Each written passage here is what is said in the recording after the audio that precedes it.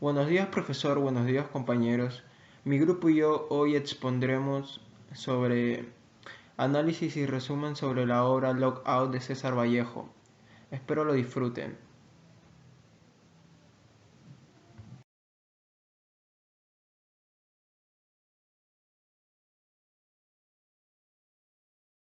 Bienvenidos, en esta oportunidad vamos a presentar un documental basado en la obra teatral Lockout del escritor peruano César Vallejo, la cual forma parte de la experiencia curricular Cátedra Vallejo realizado por el grupo número 5. La realización de este documental está desarrollado bajo la asesoría del magíster Romero Pucineri Ángel Alberto.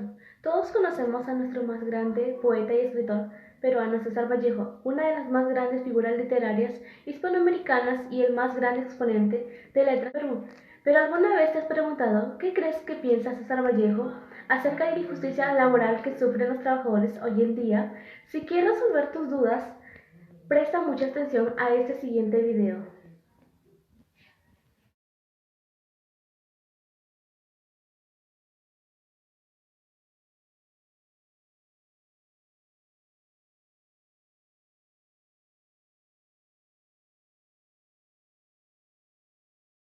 Vallejo en Europa.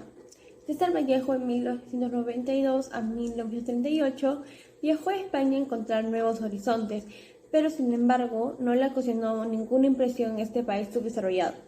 El poeta y autor visitó también París y fue allí donde conoció el amor de su vida, pero también seguía con problemas económicos. El verdadero amor de Vallejo.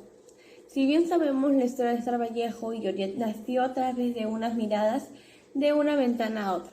Su amor duró 10 años, hasta 1979, que falleció Vallejo, pero su amor siguió intacto. Biografía. En 1915 inició la carrera de letras en la Universidad Nacional de Trujillo, se graduó como bachiller y en 1923 a 1925 viajó a París y conoció a los intelectuales de su época. También escribió varios poemas. En 1925 a 1927 viajó a Madrid después de colaborar para una revista. Después conoció a George Phillip, con quien contrajo matrimonio.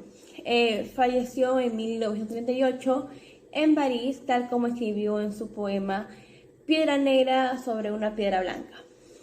La vanguardia de Vallejo. En 1922 Vallejo escribió Trilce y en la actualidad todavía es considerada una de las obras más representativas de la vanguardia, que se muestra el lenguaje poético que está representada por el tema del temor, tristeza y desconcierto. Vallejo en Europa. En 1920 el poeta pasó por un momento muy doloroso en su vida, el cual fue acusado de un incendio y saqueos hacia comerciantes, donde fue encarcelado injustamente. En 1923 viaja a Europa para trabajar de periodista y traductor, donde logra crear su revista tratando de olvidar lo que pasó con la justicia del Perú.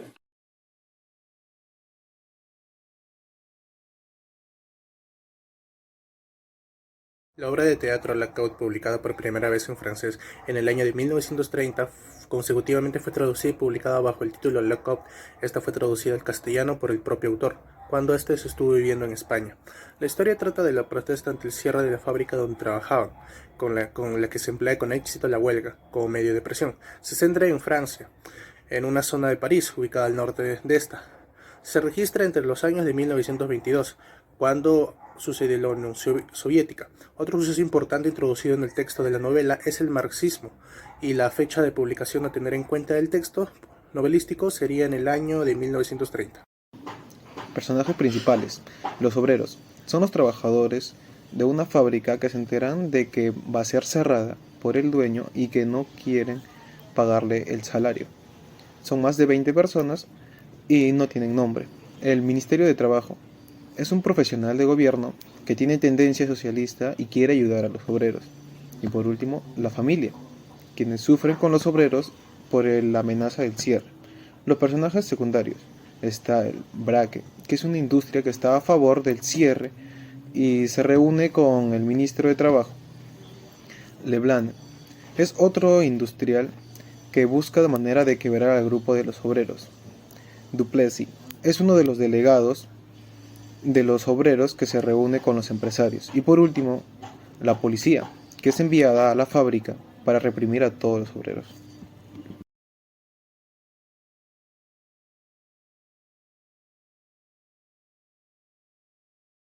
Lookout es un poderoso argumento a favor de la justicia social, mostrándonos las distintas maneras de maltrato hacia los trabajadores por parte de sus empleadores, sin encontrar alguna ayuda por parte del gobierno.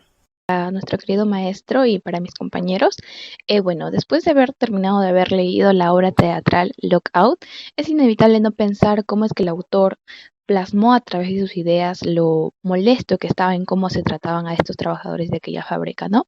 Y también es lamentable que este tipo de situaciones aún sigan sucediendo hasta en la actualidad. Por eso es importante recordar que todos tenemos los mismos derechos, merecemos gozar de un trabajo digno, en un ambiente laboral que sea bueno, para que así podamos desempeñarnos mejor.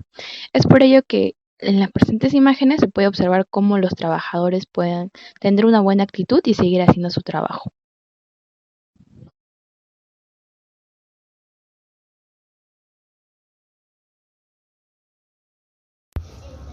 Leyes que protegen a las personas de la explotación laboral. ¿Qué es la explotación laboral? La explotación laboral se define cuando el jefe le ordena al obrero a trabajar en horas extras. También tiene que pagar el sueldo extra. ¿Y qué pasa si el jefe no le paga cuando el obrero ya haya trabajado? Niega a pagar el jefe. Y entonces eso es explotación laboral. Pero ¿qué dice en el Código Penal de 168b? ¿Cuál es la sanción o la sentencia?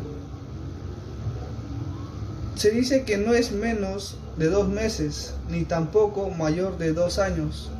Quiere decir que menos de 2 meses y ni mayor de 2 años de libertad, según sea el caso.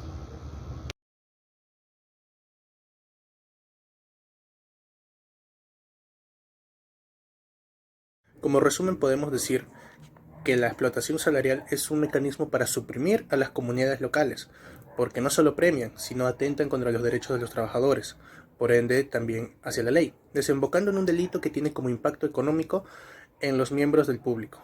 Los aborígenes representan la tiranía de la explotación salarial, empresarial y capitalista, dirigida a las comunidades indígenas. Económicamente, los miembros de la sociedad sí se utilizan en lugares de trabajo, podrán escapar de la pobreza, pero la explotación laboral es uno de los muchos métodos utilizados por el capitalismo u la opresión de las comunidades indígenas.